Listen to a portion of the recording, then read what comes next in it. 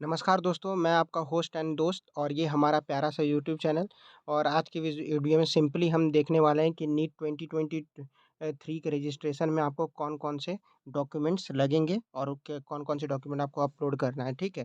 तो सबसे पहले आपको जो लगेगा वो है आपका एक मतलब पासपोर्ट साइज़ फ़ोटोग्राफ और आपको post card size photograph upload करना है, ठीक है? यहाँ पे एक बात याद रखिएगा कि दोनों फ़ोटोग्राफ जो होता है सेम होना चाहिए, ऐसा नहीं है कि आप पासपोर्ट साइज़ फ़ोटोग्राफ कुछ और अपलोड कर दीजिएगा और आपका पोस्ट कार्ड अलग, ठीक है? दोनों फ़ोटोग्राफ सेम होना चाहिए। इसका जो क ब मतलब दोनों जेपीजी फ़ॉर्मेट में होना चाहिए, ठीक है? और इसका साइज़ जो होता है 10 केबी से 200 केबी के बीच में ही रहेगा और पोस्ट कार्ड फ साइज़ फ़ोटोग्राफ का जो डायमेंशन है वो 4 inch into 4 inch by 6 inch होना चाहिए, ठीक है? और इसमें एक बात याद है दोनों फ़ोटोग्राफ जो होता है आपका वो फर्स्ट जैन 2023 के बाद का चाहिए, ठीक है? दोनों फ़ोटोग्राफ जो है फर्स्ट जैन 2023 के बाद का होना चाहिए। दूसरा डॉक्यूमेंट जो आपको चाहिए वो क्या है सिग्नेचर। तो सिग्नेचर आप कैसे कीजिएगा? आप जो होता है एक व्हाइट पेपर में सिग्नेचर कर लीजिएगा, ठीक है? व्हाइट पेपर में सिग्नेचर कर लीजिएगा और उसके बाद उसको आप स्कैन करके अपलोड कर सकते हैं। क्या को जो फ कितना केबी में होना चाहिए वो 4 केबी से 30 केबी के बीच में ही होना चाहिए, ठीक है? हाँ, देखिए यहाँ पे लास्ट ईयर 2022 में भी हुआ था और इस साल 2023 में भी जो चेंज है, पहले सिर्फ़ थंब इम्प्रेशन माँगा रहा था, लेकिन अब आपको थंब इम्प्रेशन और सारा फिंगर्स का इम्प्रेशन भी अपलोड करना है, ठीक है? मतलब पूरा 10 फिंगर्स का आपको अपलोड करना है उसका इम्प्रेशन लेफ्ट और राइट हैंड दोनों का। जो आपको क्या करना है सारा फिंगर्स का इम्प्रेशन जो है लेके एक व्हाइट पेपर में और उसको स्कैन करके 10 केबी से 200 केबी में अपलोड करना है, ठीक है? उसके बाद आपको क्या कौन-सा डॉक्यूमेंट चाहिए? उसके बाद आपको डॉक्यूमेंट लगेगा क्लास 10th का पासिंग सर्टिफिकेट चाहिए, वो पीडीएफ फॉर्मेट में होना चाहिए, ठीक है? पीडीएफ फॉर्मेट में होना चाहिए। नेक्स्ट डॉक्यूमेंट जो होता है वो कैटेगरी सर्टिफिकेट है। क्या है कैटेगरी सर्टिफिकेट? तो आपका जो कैटेगरी है एससी, एसटी, ओबीसी, एनसीएल और ईडब्ल्यूएस अगर आप जनरल कैटेगरी के हैं, तो आपको कैटेगरी सर्टिफिकेट अपलोड करने की ज़रूरत नहीं है। हाँ, यहाँ पे एक बात याद रखना है कि एससी और एसटी कैटेगरी के लिए आपको मतलब कि जो कैटेगरी सर्टिफ़िकेट का कोई भी वही नहीं होता है कि आपको मतलब वैलिडिटी नहीं होता है, समझे?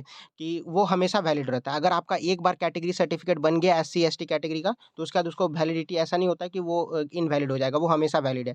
लेकिन ओबीसी और ईडब्ल्यूएस का कैटेगरी आपका 1 साल तक ही वैलिड रहता है। तो आपको जो ओबीसी कैटेगरी का सर्टिफ़िकेट बनाना होगा, वो आपका 1 अप्रैल 2022 के बाद का होना चाहिए। कब का? 1 अप्रैल 2022 का बाद का होना चाहिए। ईडब्ल्यूएस का भी यही है कि आपका वो 1 अप्रैल 2022 के बाद का होना चाहिए। ओबीसी एनसीएल वाला जो कैटेगरी है आपको ओबीसी कैटेगरी, वो सेंट्रल वाला ओबीसी कैटेगरी सर्टिफिकेट चाहिए। स्टेट वाला नहीं चलेगा। स्टेट का ओबीसी कैटेगरी सर्टिफिकेट नहीं चलेगा, आपको सेंट्रल का ओबीसी सर्टिफिकेट बनवाना है, ठीक है? और हाँ, एक बात और है, अगर आपको अभी कैटेगरी सर्टिफिकेट अभी आपके पास अवेलेबल नहीं है, तो आप ये डिक्लेरेशन अभी जमा कर सकते हैं, ठीक है? डिक्लेरेशन में वही है कि डिक्लेरेशन जो होता है आपको ये इन्फॉर्मेशन बुलेटिन में मिल जाएगा, वहाँ पे उसको डाउनलोड करके आपको उसको फ़िल करके अपलोड कर देना है कि हम अभी नहीं मतलब कि सबमिट कर रहे हैं, हम बाद में सबमिट कर देंगे, ठीक है? तो आप अब अगर अभी आपके पास ओबीसी और ये सर्टिफिकेट नहीं है, तो अभी आप ये डिक्लेरेशन जमा कर सकते हैं, ठीक है? और ये होना चाहिए आपका कैटेगरी सर्टिफिकेट पीडीएफ फॉर्मेट में होना चाहिए, जिसका केबी होगा वो 50 टू 300 केबी के बीच में होगा। अभी भी अगर आपको कैटेगरी सर्टिफिकेट से रिलेटेड कोई भी डाउट है तो आप कमेंट में हमको पूछ सकते हैं, हम बता देंगे आपको कोई अगर डाउट होगा तो, ठीक है? नेक्स्ट जो सर्टिफिकेट है ये पीडब्ल्यूडी सर्टिफिकेट है, वो फिजिकल हैंडीकैप्ड स्टूडेंट्स के लिए मतलब कि ये सबके लिए नहीं है, वो पीडब्ल्यूडी स्टूडेंट के लिए ही है। ये पीडीएफ फॉर्मेट में होगा और ये 50 टू 300 केबी के बीच में होगा। दूसरा क्या है आपका इसके बाद है सिटीजन सर्टिफिकेट और एम्बेसी सर्टिफिकेट और any document proof for citizen certificate PDF format में। तो ये जो होता है वो इंडियन स्टूडेंट के लिए नहीं है, मतलब कि ये जो इंडिया में रहते हैं उन लोगों के लिए नहीं है, ये एनआरआई कैंडिडेट और ओसीआई कैंडिडेट के लिए मतलब नॉन रेजिडेंस इंडियन कैंडिडेट और तुम्हारा ओसीआई ओसीआई कैंडिडेट्स के लिए, ठीक है? ये आपका आप मतलब कि इंडियन मतलब कि आप लोग को भरने का ज़रूरत नहीं है, ये ओसीआई और एनआरआई कैंडिडेट्स के लिए, ठीक है? ये भी पीडीएफ फॉर्मेट में और 50 टू 300 केबी के बीच में होना चाहिए। नेक्स्ट है एड्रेस प्रूफ। हाँ, देखिए इस साल जो चेंज हुआ है ना लास्ट ईयर 2022 में खाली कुछ या प्रेज़ेंट या परमानेंट कोई एक एड्रेस प्रूफ माँगा था। लेकिन इस बार जो होता है अगर आप प्रेज़ेंट और परमानेंट एड्रेस आपका अलग है, प्रेज़ेंट और परमानेंट एड्रेस अगर आपका अलग है, तो आपको दोनों सेपरेट डॉक्यूमेंट अपलोड करना सेपरेट नहीं मतलब आपको एक प्रेज़ेंट का प्रूफ, एक परमानेंट का प्रूफ, दोनों को आपको एक ही पीडीएफ में मर्ज करके अपलोड करना है। तो आपको अगर आपका प्रेज़ेंट और परमानेंट एड्रेस अलग है, तो आपको दोनों का आपको प्रूफ देना है, प्रेज़ेंट का भी, परमानेंट एड्रेस का भी प्रूफ देना है, लेकिन एक ही पीडीएफ में, ठीक है? दोनों को आपको एक ही पीडीएफ में मर्ज करके देना है, ठीक है?